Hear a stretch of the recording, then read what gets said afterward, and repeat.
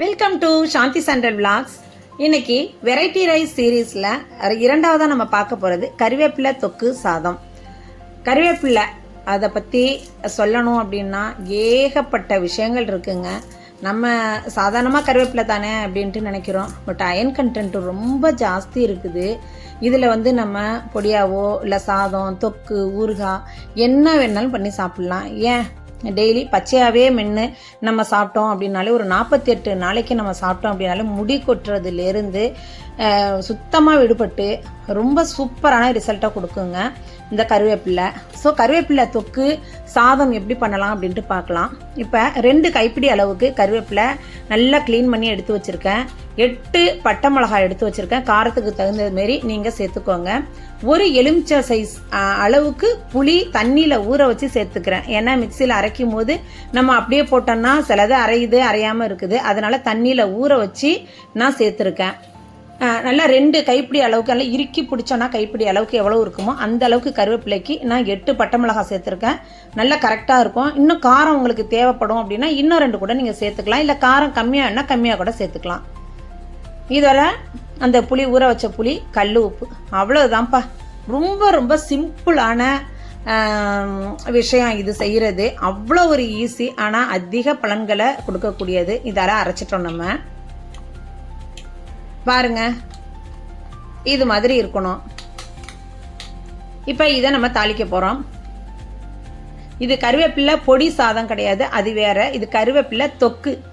இது நம்ம பாட்டிலில் ஸ்டோர் பண்ணி வச்சு ஃப்ரிட்ஜில் வச்சுட்டோம் அப்படின்னாலே நீங்கள் 3 மாதம் என்னங்க 6 மாதத்துக்கு கூட நீங்கள் வச்சு சாப்பிட்லாம். வெளியில் வச்சாலே கிட்டத்தட்ட 15-20 நாளைக்கு அப்படியே இருக்கும். இப்போ நான் ஒரு மண் சட்டி வச்சுருக்கேன். ஒரு குழிக்கரண்டி அளவுக்கு நல்லெண்ணெய் விட்டுருக்கேன். 2 ஸ்பூன் கடுகு, பெருங்காயம் சேர்த்துக்கிறேன். கடுகு நல்லா வெடிக்கணுங்க. இப்போ நம்ம அரைச்சி வச்ச கருவேப்பிலையை இதில் சேர்த்துக்கிறோம்.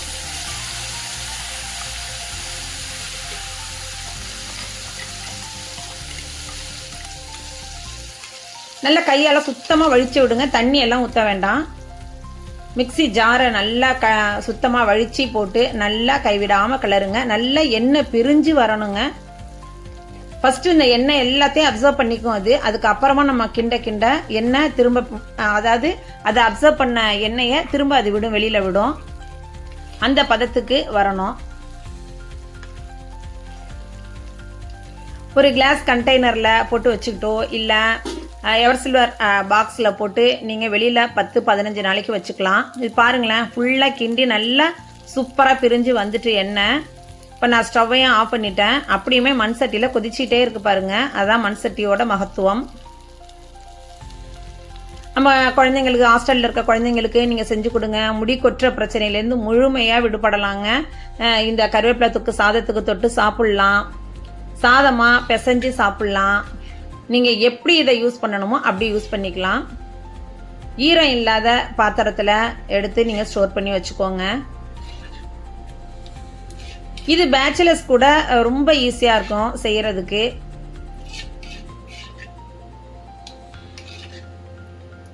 தாளிக்காமல் இருந்தால் அன்னைக்கு மட்டும்தான் நம்ம வச்சுக்கலாம். ஸோ நம்ம தாளித்து நல்லா கொதிக்க வச்சு எண்ணெயெல்லாம் பிரிஞ்சு வர்ற அளவுக்கு நம்ம தொக்கு பண்ணியிருக்கோம். ரொம்ப ரொம்ப ஈஸிப்பா, வெரி சிம்பிள் ரெசிபி இது. புதுசாக பார்க்குறீங்க அப்படின்னா சாந்தி சென்ட்ரல் விளாக்ஸை சப்ஸ்கிரைப் பண்ணிட்டு பாருங்கள். உங்கள் ஃப்ரெண்ட்ஸ் அண்ட் ரிலேட்டிவ்ஸ்க்கு ஷேர் பண்ணுங்கள். நிறைய ஷேர் பண்ணுங்கள், கமெண்ட் பண்ணுங்கள். இந்த வீடியோ பற்றி நீங்கள் என்ன நினைக்கிறீங்க அப்படிங்கிறத கண்டிப்பாக எனக்கு கமெண்ட்டில் சொல்லுங்கள். லைக் பண்ணுங்கள். சப்ஸ்கிரைப் பண்ணும்போது பெல் பட்டனை கிளிக் பண்ணி ஆளுங்கிற ஆப்ஷனை கொடுங்க. என்னோட வீடியோஸ் நோட்டிஃபிகேஷனில் உங்களுக்கு அடிக்கடி வந்துகிட்டு இருக்கோம். இது பாருங்கள், எப்படி எடுத்து வச்சாச்சு. அவ்வளோதான்ப்பா, ரொம்ப ஈஸி, ரொம்ப குயிக்காக செஞ்சிடலாம். கருவேப்பிலை கிடச்சதுன்னா கண்டிப்பாக வேஸ்ட் பண்ணிடாதீங்க. ஏன்னா அவ்வளோ மகத்துவம் உள்ளது இந்த கருவேப்பிலை. சாதத்தில் குழம்புல தாளிக்கும் போது அதையுமே மென்று சாப்பிட்ருங்க. நம்ம கருவேப்பிலை தானே அப்படின்னுட்டு தூக்கி மட்டும் போட்டுறாதீங்க. இப்போ இதுலேருந்து நீங்கள் சாதம் கிளற வேண்டியது தான். உங்களுக்கு எப்போ எல்லாம் தேவைப்படுதோ அப்போல்லாம் எடுத்து ஒரு ஸ்பூன் கருவேப்பிலை அந்த தொக்கை எடுத்து போட்டு பெரட்டி சாப்பிட்டீங்கன்னா சைடிஷ்லாம் எதுவுமே தேவையில்லைங்க. குழம்பு வைக்காத டைம்ல எல்லாம் இது மாதிரி எடுத்து போட்டு செஞ்சு சாப்பிட்டீங்கன்னு வச்சுங்களேன், அப்பா ஜம்முன்னு இருக்கும், ரொம்ப சூப்பராக இருக்கும், அமிர்தமாக இருக்கும்.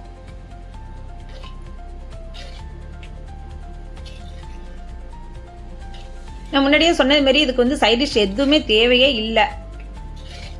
வேணும்னா நீங்கள் வீட்டில் வத்தல் அப்பளம் வச்சு சாப்பிட்லாம், இல்லை வேறு எதுவுமே நீங்கள் பண்ணியிருந்தீங்கன்னா அப்போ வச்சுக்கலாம். நீங்கள்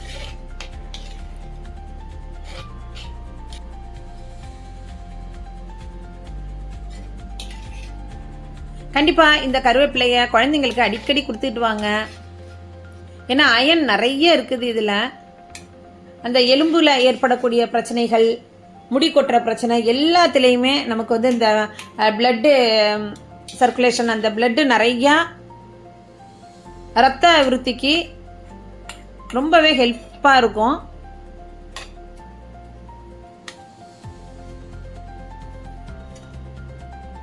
இது மாதிரி ஒவ்வொரு நாளும் நம்ம வெரைட்டி ரைஸ் பார்த்துக்கிட்டே இருக்கலாம்.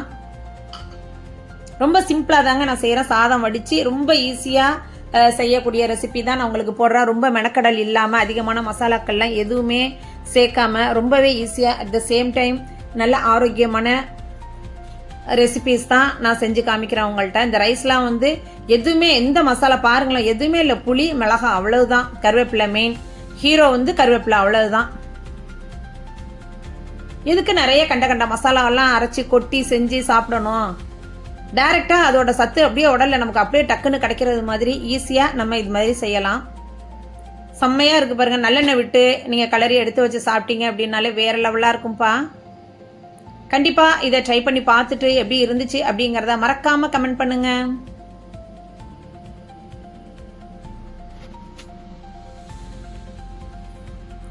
ரெகுலராக வீடியோஸ் நான் போட்டுக்கிட்டு இருக்கேன். எல்லா வீடியோஸையும் பார்த்துட்டு எனக்கு கமெண்ட் பண்ணுங்கள். என்னோட வீடியோக்களை பற்றி நீங்கள் என்ன நினைக்கிறீங்க அப்படிங்கிறத நீங்கள் கமெண்ட் பண்ணினா தான் எனக்கு தெரியும். நான் வத்தல் பொரிச்சிருந்தேன், அதோட கத்திரிக்காய் பண்ணியிருந்தேன். கத்திரிக்காய் வறுவலும் வத்தலும் நான் வச்சுட்டேன். இது தேவையில்லை, பட் நான் செஞ்சு இருந்தேன், அதனால் நான் அதை வச்சேன்.